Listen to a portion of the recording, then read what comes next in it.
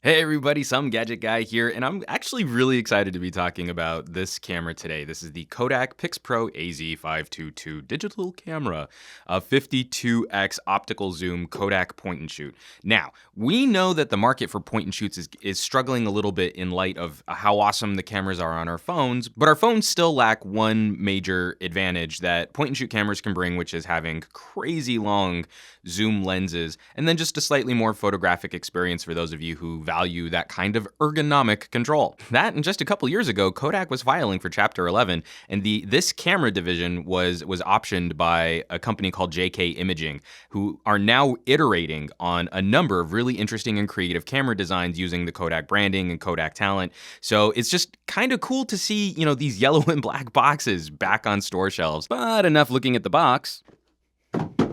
Let's check out the camera. And this is the AZ522. That AZ stands for Astro Zoom, and they're not kidding. This thing has a 52x optical zoom. Now, I get cranky when we just put a number here like 52x or 12x or 3x. So that doesn't really tell you what the zoom can do. This 52x is the relationship between the minimal focal length and the maximum focal length. So compared to a 35mm camera that starts at 24mm, which is a fairly wide field of view, and will zoom all the way out to 1,248, which is crazy reach. Because you could conceivably, under the right conditions in a clear sky, take pictures of the moon with a lens setup like this. And it's not just me, the camera really is happy to see you. And as you can see, the zoom isn't the fastest zoom that I've ever played with, but I mean, that's kind of to be expected, as it's moving around quite a bit of glass on a pretty long barrel. And walking around the rest of the hardware on the camera, we've got a pop-up flash with stereo mics built into the top piece, which are pretty decent. They do come with wind reduction. We'll show some video samples moving forward. This does shoot full 1080p video. There's a little focus indicator light right there. We've got top controls, a zoom rocker switch, which we've already played. I've already shown you how long this zoom can pop out.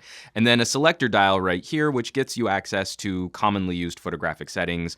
They've got scene settings, panorama, beauty shots, aperture priority, full manual mode, shutter priority, program control, which is sort of like auto, but with control over your exposure settings, and then your sort of full auto. They do a red box. Getting to the back, we have a nice, bright LCD display with a very detailed look at all of the information on what's happening here. We have sort of basic modes right here that we can get into. We've got menus that you can crawl through just to get to all of these advanced settings. Your playback button so that you can see what's on the camera. I don't have anything on the camera right now.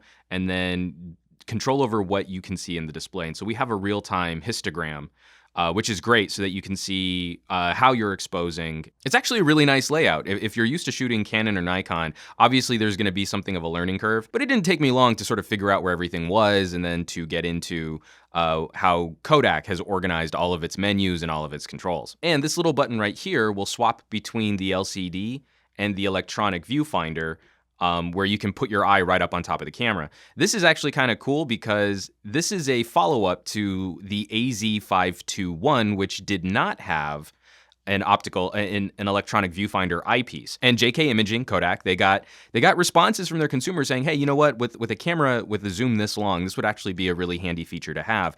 And in less than a year, they were able to iterate, redesign, and produce a camera, meeting all of the specs of the AZ521 and adding this eyepiece. So that's really exciting, seeing a company that can take customer concerns, take criticisms, and then reiterate new products that quickly. I mean, they're working with a tremendous parts bin, and they're able to generate new hardware at an astonishing rate. And we have a little AV flap here, which I can pop out. It has an HDMI port, so you can send this directly to a TV. Everyone can see your wonderful cinematography.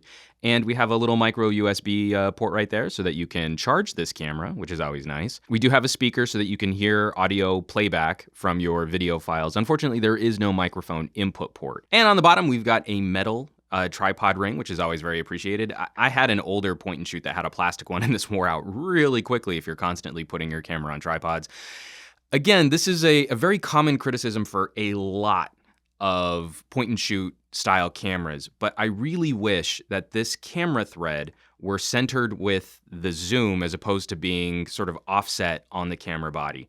It's a very minor gripe, but it's one of those things where you're trying to line up a shot and you're trying to get the right angle.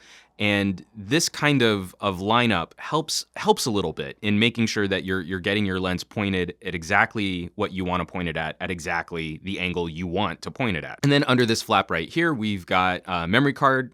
It takes a standard full-sized SD card. I had issues with a 64 gig SDHC, but it handles 32 gig cards just fine.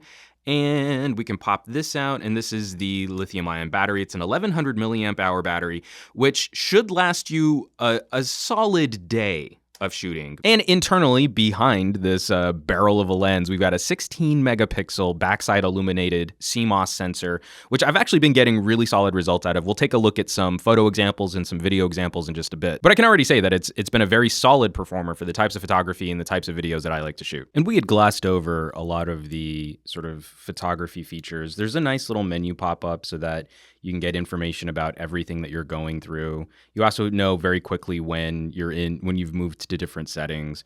And so the camera has a lot of nice built-in features. It'll shoot 9 frames per second. It's got built-in HDR processing. And then when you go into your scene mode, you can see all of the different, we'll just go through all these here real quick. We've got a handheld night mode, which should help improve, probably also borrowing on some of that image processing that it might be doing while doing an HDR photo. A pet mode, which helps lock on pet faces. And having played with this with my Sharpay, it does a reasonable job. So when you properly expose for sort of a normal setting, color temp is going to be a little cooler, but you want those golden sunset rays. So the camera's going to take over making some of those decisions for you. And ditto fireworks mode is that you want a certain type of exposure so that you can get that illumination and those streaky patterns from the fireworks. Again, things like that become more of a tripod style setup, because it's hard to handhold, even with image stabilization. This has really decent image stabilization. It's really hard to handhold to get that proper exposure. With its ability to take up to 9 frames per second, you can also do some of these multi-exposure tricks. I didn't get much of a chance to play with this just because I didn't have a good subject to play with, but you can hold the camera in place and take a series of shots and then have it do sort of like a little timeline photo for you to go through.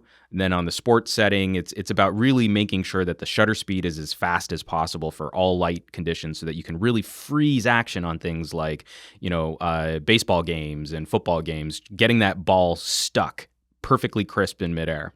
I found that the night portrait mode just tended to overexpose. This wasn't one of my favorites, and I think their example here is actually really indicative of what you'll get, where this photo actually looks correct, and this photo just looks washed out and blown out. But again, playing with some of these different settings, maybe that might garner you better results in real world activity. Landscape mode, again, it's about doing tricks to the color saturation and the exposure to make sure that, detail in the sky is maintained, that there's detail in your clouds, but that you're not, washing out or underexposing detail on the ground. Portrait mode, same thing. It's about picking certain color tones and color temperatures to make people look pleasant. Snow is always really tricky because there's a tendency to overexpose snow. I don't know what the children's setting does. I didn't play with that at all. And I really don't know what the party setting does either. But that's kind of the rundown, where if you're in different scenarios, you have modes that the camera will try and anticipate what it is that you're trying to prioritize in your photography, which is always a really helpful way to make sure that you're trying to get the best results possible out of any camera. But let's say you want to shoot in something like aperture priority mode, where you can really control the iris on your lens.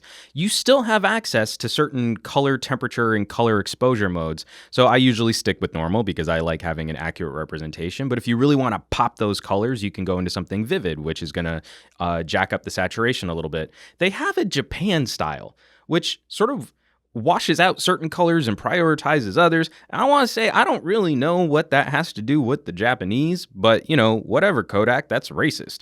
And then Italian style, what? So this is the style that you would use when you're eating spaghetti, I suppose. And it's really about like various types of like cinematography and other controls too. And so how certain cultures have established their styles of photography and cinematography, you can play with those, I guess, but I just thought that was really silly. And so then you get into like, your punk setting, which is actually kind of cool. You pick a one color way to sort of monochrome that setup. That's actually kind of fun to play with. And then you've got your standard black and white, you've got a sepia, you've got partial color. You can kind of pick what color, if you want partial color red, partial color blue, partial color yellow, partial color green. You can go negative style. You have dreamy, which is a really soft focus, except for what you're focused directly on. You can automatically vignette in. You can salon style this, which again, it's sort of a focused, soft focus blurring effect. You can fisheye. This is actually kind of fun too, because it's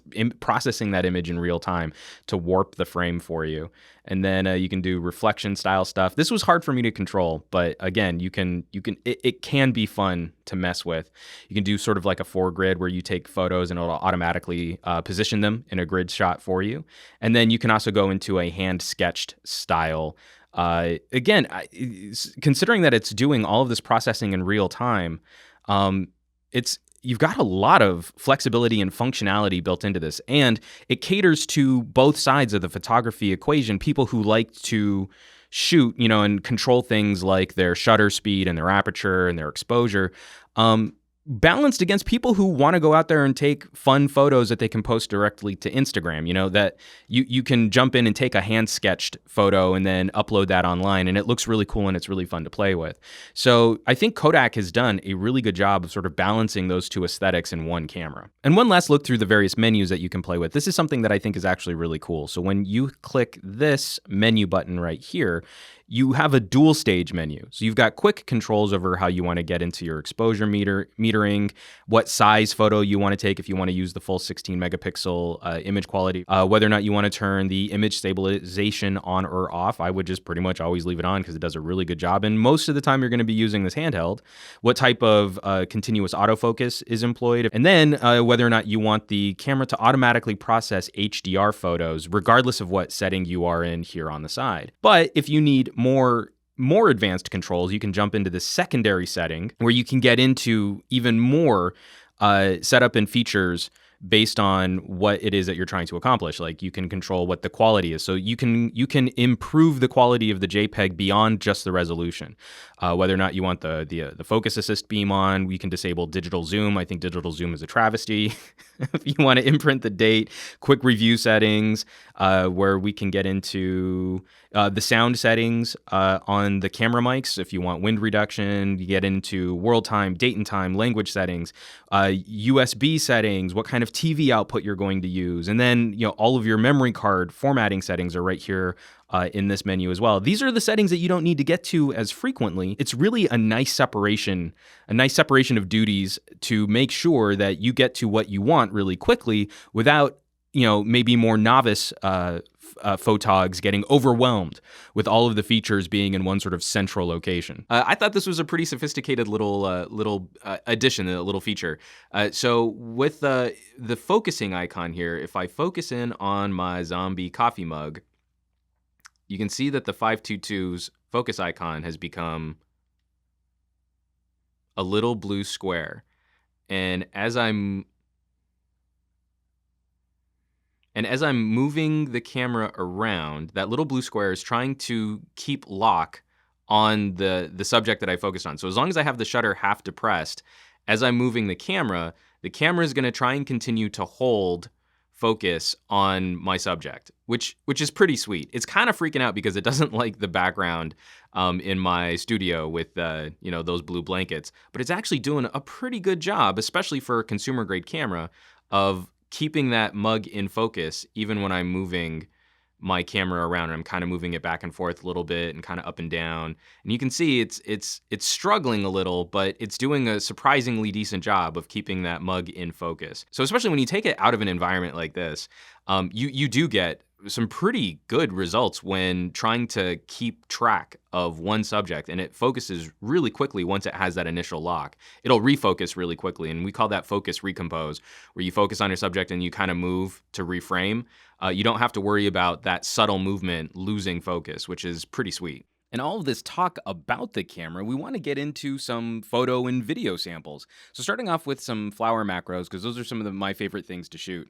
This camera shows off very good color and detail information. The 16 megapixel sensor actually does a really good job when paired with the exposure controls built into the camera. It does a better job of not overexposing each scene like some of our phone cameras can sometimes be guilty of. And this is a perfect example of the camera making a really smart judgment. I focused on these tiny little flowers that are mostly being backlit, the sunlight through the leaves and the rest of the trees, and the camera did a really good job of zeroing in on what I said was important for the scene and then properly exposing for that part of the scene. And just another example of an up-close shot, the lens does a pretty good job of getting right on top of a subject. You can't touch the lens like you can on some Canon and Nikon cameras, but you can get remarkably close up, seeing all of the tiny little fibers on these tiny little blossoms that are about the size of my pinky nail each, and the camera is retaining incredible detail in a shot like this. And I'm always impressed with camera sensors that do a good job with reds and yellows. Reds and yellows are really easy to oversaturate and blow out all of the information and detail. And here we can see all of the nice textures and in the petals and in the middle of the flower, and even down into some of the texturing on the bug itself. The camera's doing a terrific job of exposing for each of the setups that I've put it through. And even though it's working with a smaller image sensor, you do get a pretty decent depth of field blur moving backwards from your subject. You do have to push that distance as far as possible. So, focusing in on this flower using a macro setting and then, allowing more of the background to be seen in framing means that we'll get some really nice blur in the upper right-hand corner of this shot. These smaller image sensors do have a harder time getting some of that SLR style bokeh blurring quality, but working through some of the camera settings, you can get some pretty artistic results. Just another example of getting right on top of your subject. At the wide angle, there's just incredible clarity, incredible detail, and I'm very impressed with how this camera performs. And I really liked this shot as a way to showcase dynamic range. So I've got blue in the sky, I've got white clouds where you can still see some of the texture in the clouds, and with the exception of just the lower left-hand side of the palm tree is also properly exposed. So the camera has retained a lot of detail in this scene, even though I've got some really mixed lighting issues, some really mixed lighting challenges to deal with. Just as an example of the zoom range, because this zoom is crazy. So this is what the field of view looks like when you're fully zoomed wide. Now focus on that car directly in front of me, because now we're going to zoom all the way in. Bam. Yeah, I mean, that's just crazy zoom range. Now, unlike my flower macro pics, what you'll notice is at the farthest end, using all 52 X's on your zoom, detail gets a little soft, it gets a little blurry. And I've criticized a lot of phones for overexposing in direct sunlight. The AZ522, whatever image processing that they've got on board, does a really solid job of analyzing the scene and properly exposing, especially for the colors that are being reproduced. And I did all of these photos on normal settings, so this isn't what it would look like with the vivid or the Japanese or Italian settings either. And I just wanted to see as an example, this was shot in the office with none of my lights on, with the blinds closed. So there was minimal sunlight, but I pushed the camera to expose as bright as I could make it while still hand-holding the camera. And I think I got pretty decent results. Now, when you do push the low light sensitivity and the ISO on this camera, the camera will jump in with some pretty aggressive noise reduction. So you start to lose detail in the speaker grid on the turtle shell. That's the blue speaker right there. I have a review on that Bluetooth speaker. And then also in some of the fine detail on the slinky, especially with the background blankets being textured and having fine detail as well. But it still resolves a pretty decent image considering that I'm pushing its low light capabilities as aggressively as possible. Now getting into some video examples, the autofocus does have some issues, especially once you start cranking the zoom to its upper reaches. And your minimum focusing distance on your zoom starts getting longer and longer and longer. So the farther you zoom out, the farther away from your subject you have to be. You can't use the full zoom, obviously, if you're right on top of your subject. You do have to kind of position your camera and then use the zoom appropriately to compensate for that distance. And we've talked a lot about exposure, but the camera does a really good job of transitioning exposure as well. So moving from a dark scene to a bright scene and then back to dark again, you can see that it's a very pleasant bloom. In fact, it bests most of the smartphones that we put through this test as well, especially Windows phones, which have very ugly and staged transitions from dark to light. This is up there with Samsung, which I think does a phenomenal job of managing this test. So then trying to use the zoom to get a little closer to a subject, you can see here where the autofocus is starting to struggle a little bit. And you'll find that this is true of stills as well, that at a certain point, you push the zoom too far and the camera is really going to start struggling with small details in your frame, especially if you're trying to pinpoint focus on one very, very small piece of a scene. And in mixed lighting, I'm kind of pushing the exposure here as hard as I can. We're still getting great detail on the flower that's mostly in the shade. And we're just starting to clip those highlights on the flower that's mostly in the sun. But I'm still very impressed with the amount of dynamic range this camera is able to display. And here's another example of the zoom, pushing the zoom as far as I can make it go. And you can see at the very, very far end of the zoom, and then the camera is having to downsample the resolution to 1080p for video. You do start to lose a little bit of information, a little bit of clarity at that farthest end. And the autofocus, again, it's working really hard to try and lock onto something for your scene. I haven't played with any camera that handles lateral movement very well, and the AZ522 is no exception. It's got a very buzzy quality to the video as you start pulling sideways, especially hand-holding it while walking. But walking forward, it's actually a surprisingly smooth affair. So whatever kind of image stabilization Kodak is employing on the image sensor for this camera actually does a pretty good job of managing to smooth out the frame while you're pulling forward with the camera as opposed to walking side to side. And then just our normal street scene test, so you can see how the camera handles cars driving in front of it. This, it does a reasonable job of not getting overly confused by things entering the frame and moving in front of the camera lens. And it does a really good job of tracking movement so that, objects that are traveling really quickly, they've got a good sense of speed and they're not getting blurry or distorted or smeary. As the last example of an outdoor scene, again, we've got a wonderful blue quality to the sky that starts to fade down into a lighter blue as we start to get to objects at ground level, and only the whitest of white cars is starting to clip, or we're starting to lose information in the color scene. Again, just great dynamic range all around.